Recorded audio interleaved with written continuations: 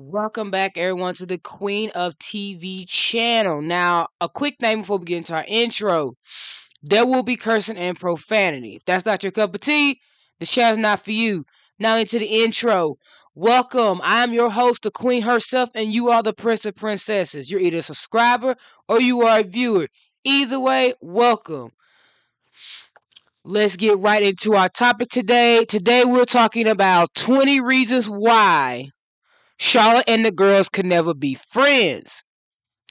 You can down in the comments, say if you're team Cleo, Emma, Rikki, or Charlotte, and put down your 20 reasons why they couldn't be friends with Charlotte individually.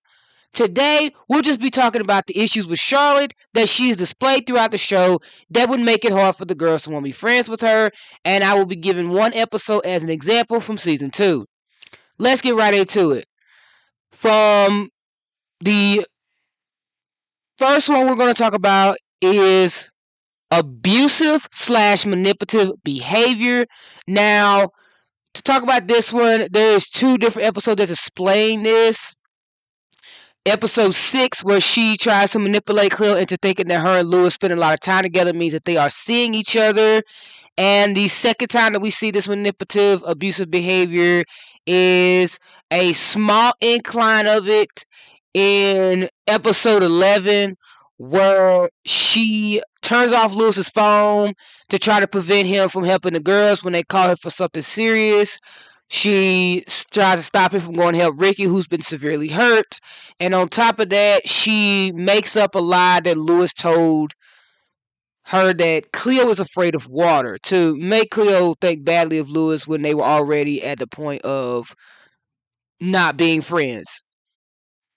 The second thing, she doesn't respect boundaries. This is obvious in episode 6, if you could tell that Louis is severely uncomfortable. On top of that, we also see this in the end of episode 6, where Louis trying to tell her that he is not moving on from Cleo, but she says that she knows that he's not ready to move on, but that she can wait for him. That's not respecting his boundaries. So the boundary disrespect towards the girls happened in episode 22, where she just expects the girls to help her, knowing that it makes them feel uncomfortable, but she brushed it off saying that they'll just be fine. So she doesn't care to make people uncomfortable and make people willing to want to get to know her. She just says that, yeah, you'll be fine. I'll just keep forcing myself onto you until you want to be near me. And if anybody's wondering why I'm looking down at my notes. The third thing, she lies / keeps secrets. Like I said, what she did in episode 11 and what she did in episode 6 towards Cleo. But also, she lies to Louis as well and keeps secrets from him, like she did in episode 24, when she tried to make him think that the girls abandoned him on his birthday, when in reality she trapped him downstairs in a pool room as they were mermaids because she forced them to get wet. Not only that, but also in episode 25 with the whole situation towards Cleo and her hiding Louis's phone so he doesn't find out she's the reason why Cleo ran away.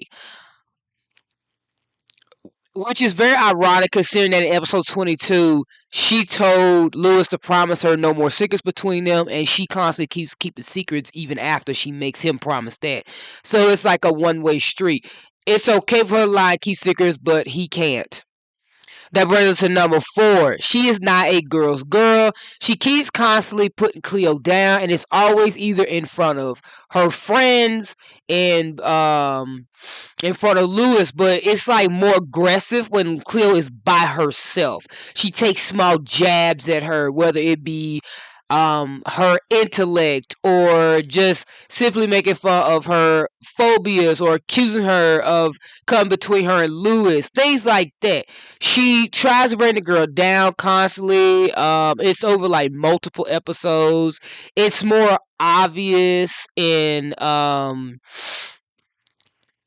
episode 25 that she really isn't a girl's girl, but even earlier than that, in episode 13, it's the first time that Charlotte tells Cleo that she's a pathetic person. So it's like it goes too far a lot of times. Number five, entitlement. That is a slew of things. Her entitlement to believe that her and Lewis belong together and that he should be with her, and then her entitlement over her being a mermaid, trying to use her grandmother, and we'll talk about that later on, as an anchor to say that she has every right to act the way she is towards the girls as a mermaid. Her entitlement over that. Number six, she's selfish. She cares about no one but herself. If she's not the center of Lewis's attention, she tends to get mad and tries to gaslight him or throw it back at him. This is in episode 13. We see this in episode 11. We see this in episode 25. We see this in episode. What episode was this? Episode 10, because he wants to help Cleo after she got a bad grade and she didn't ask him to do that, but Lewis just wanted to do that to help her out. Charlotte selfishly got mad because Lewis didn't want to go out with her and spend time with her. He was more focused on Cleo, so she sabotaged Cleo just so Lewis can spend time with her. She's selfish. So that brings us to number seven. She has main character syndrome. She has to have everything be about her. Every time that Cleo is going through something, she thinks it's because Lewis is with her, or she has to always bring up the fact that she is with Lewis and that she spent time with Lewis constantly. This started in episode 6, and then it just kept going. Number 8, she is violent. We saw how violent she got in Nate, how violent she was towards Ronnie and Cleo. In all those instances, she had no remorse. It's always put as she was protecting herself or someone she cared about, so that's why she got violent. It's okay for her to be violent. Like, it was okay for her to be violent because she's afraid of dolphins. It was okay for her to be violent towards Nate when he attacked Lewis, even though that situation had nothing to do with her, but there were some people that were saying that she was correct in her assessment and what she did. But it's at the same time, he can't fight her back because she's a fucking mermaid with powers. He's human. How the hell do y'all expect him to fucking defend himself? And on top of that, she's a fucking girl. He can't hit her back. It's between two men. It should not be between a woman and a man. I think people forget that. And then that brings us to number 9. She lacks empathy. Episode 11. Rikki got hurt. She didn't give a damn. She was like, they survived. And number 10, difference in social class. That is more evident in episode 24, where she wants Lewis' birthday party to be more classy. Basically, like, centered around how she was raised and came up. Well, that's why only all her friends got invited, and she didn't invite none of Lewis's friends. And before we get to our last 10, hold on one second. I have to go get something. I will be right back.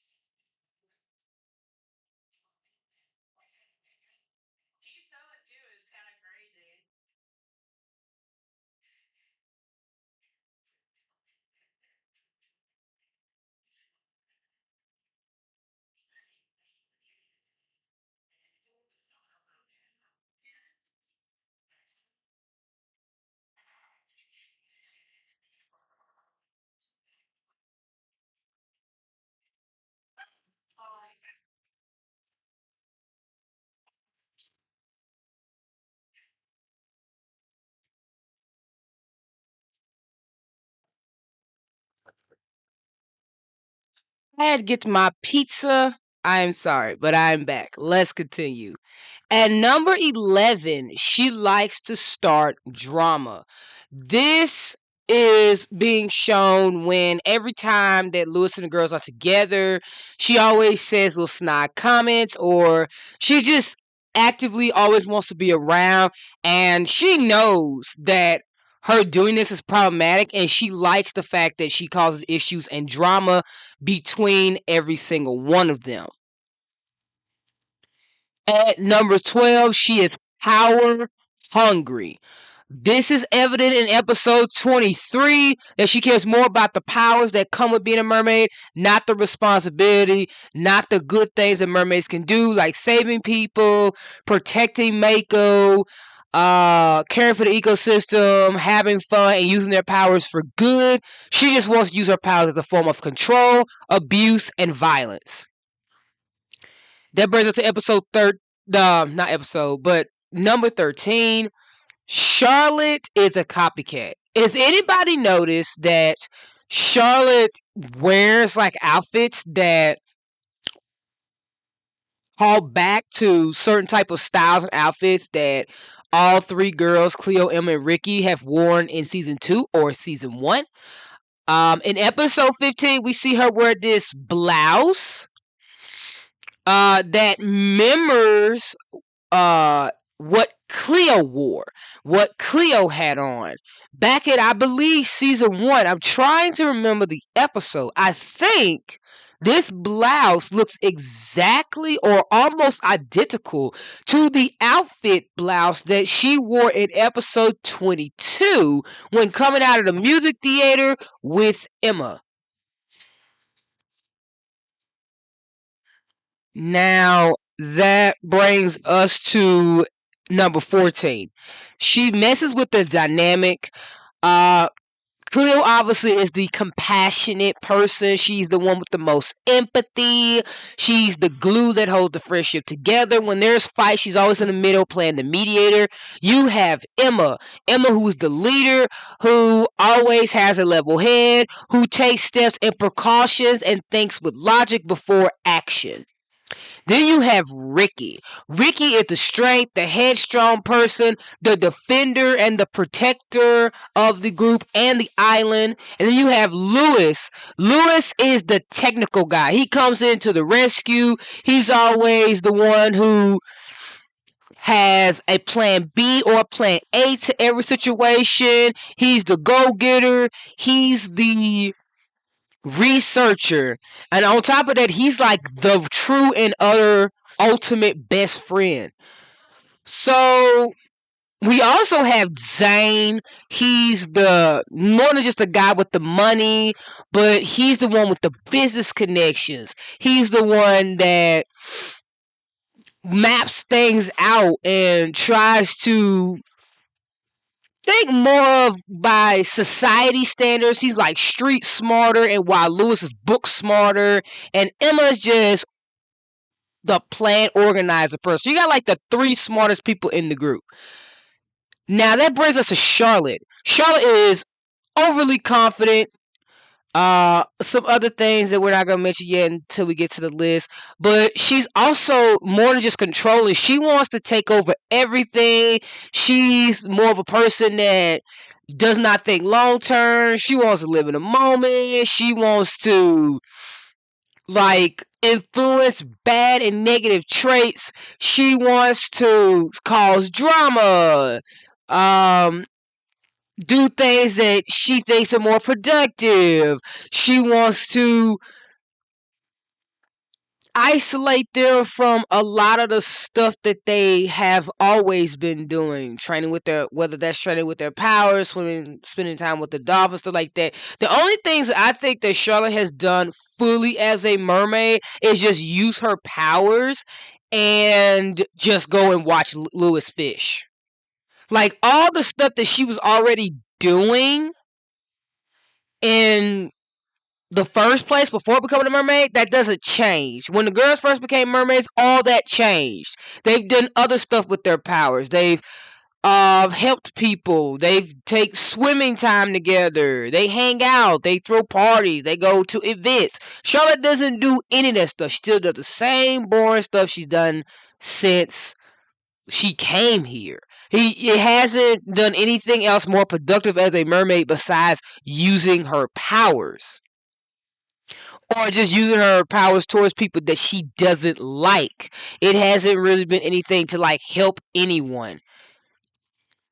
And I just feel like the way that the dynamic would work with her is that she'd be the one calling the shots. She'd be the one um not mediating anything. She would escalate things further instead of like actually thinking. She's more of I'm all about absolute action. She's not worrying about repercussions. She's not trying to think of like the karma that comes with that. With Rikki, I feel like that's what Charlotte is like to come back her copycat. She's trying to act like what she thinks Rikki would do. Rikki is not a person that always thinks with action. Rikki's more of a protector. If action calls for her to like have front stand and center and like literally help everybody out when all is going wrong, when they're in very stressful situations, she comes in and tries to de-escalate. Charlotte is more of action into escalation. So it would not work. That's why her and Rikki butt heads. And you got Cleo.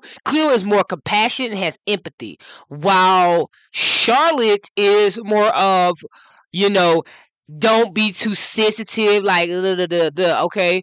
Like I'll be clear, I think a lot of things in this world that we deal with, a lot of us are too sensitive about stuff. But even though I think that, like Cleo, I have the tendency to feel bad for people. I have the tendency to like literally have compassion and empathy for other people. I care that people feels can't get hurt. I call people out when they're wrong. I don't sit there and think that, oh, everybody's so fucking dramatic. Like, no, that's not right. And unlike Emma, who just tries to like make everything easier for everyone else by trying to do things in an organized manner, Charlotte's like, no, we're gonna do this, that, this, and that. Like, that brings us to the next one. Number 15 is that Charlotte is bossy. She's too bossy. She wants things done her way or no way. She wants to have control over the narrative, not let the narrative speak for itself. And that never works in her favor. It only just isolates her more from the girls, isolates her more from Lewis, and just all around causes her to become even more than what she is, which is number 16. Charlotte is hella jealous. She's too jealous. She's too fucking focused about everybody being jealous of her and Lewis's love, when that love is completely and utter one-sided. She has no respect for herself or for Lewis when she acts out in a rage of jealousy, when she pushes the buttons of everyone around her because she puts herself on this high ass pedestal while everybody else is just beneath her. That's just how she sees things. And number 17, she is judgmental. The way that she judged Rikki, right? Because a lot of people will jump on Cleo and be like, Cleo was wrong for how she did Charlotte in episode 3. But then you have Charlotte, who judges Emma, Rikki, and Cleo on a daily basis. She, Mom, stop on. Yeah, but I'm not taking on no fucking dollar. No. I'm sorry about that. Fat Eddie, go away. I'm recording a video.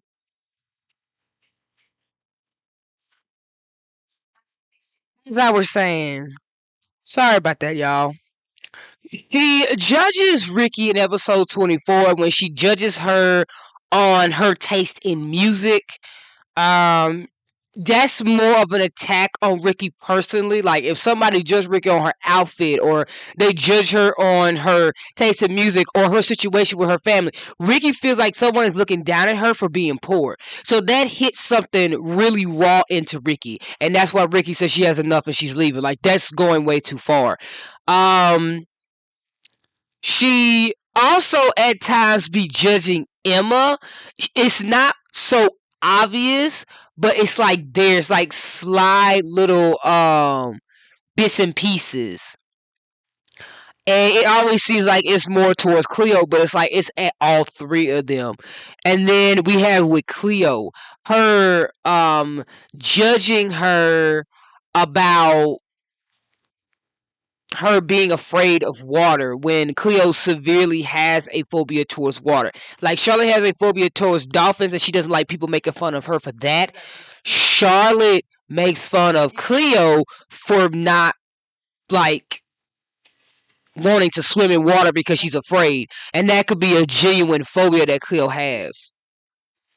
And then that brings us to number 18. She thinks that she's better than everyone else. This is in the episodes after she becomes a mermaid. That is in episodes 21 through 26 or 22 through 26. That you can tell that she puts herself higher and higher on this pedestal the more and more she becomes a mermaid. At number 19, she hurts dolphins. Cleo is a severe dolphin lover, and on top of that, they swim with dolphins all the time. So Charlotte constantly like hating on dolphins and her attacking Ronnie, like that's going to be a problem. Like you just don't do that. That's not something they're going to get behind and completely support. Hold on one second.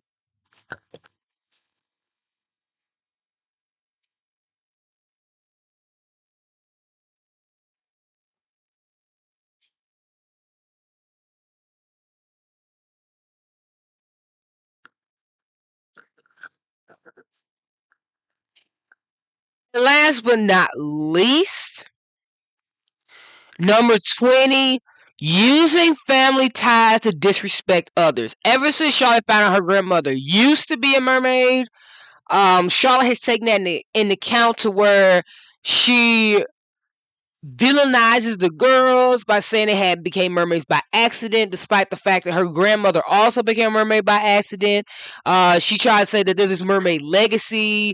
A legacy is that's something that's been passed down to your family, whether it be a house, jewelry, a name, but like being a mer person, that legacy has to like still be in your family. That can't be something that you claim that came from the past. Like I can sit here and say, "Oh, my family created this um jewelry or this clothing line that my family no longer owns, but it's my family legacy. It belongs to me." Like it has to been in your family, meaning that you have to be either blood related or adopted into a family where something like that is passed down to you by generations, then yeah, at that point you can say, yeah, this is my family legacy.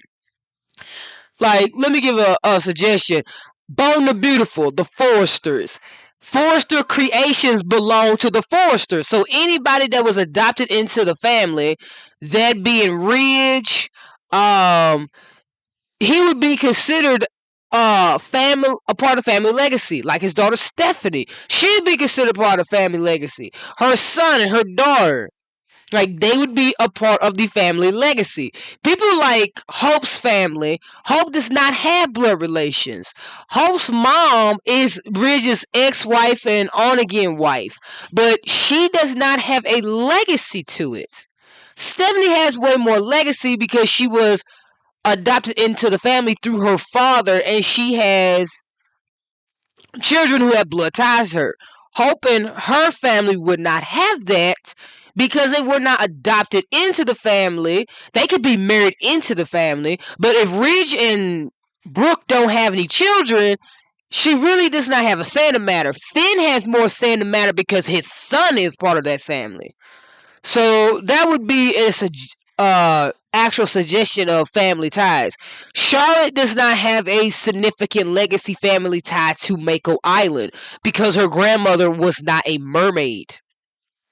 It would be more of a selfish, entitled main character decision that Charlotte has to try to lift herself up, and it could solely be down to the jealousy that Cleo got to be a mermaid and got to have her grandmother's powers and she didn't, which is why she attacked her and took the necklace from her in episode 25. That is all stemmed from her jealousy and her entitlement.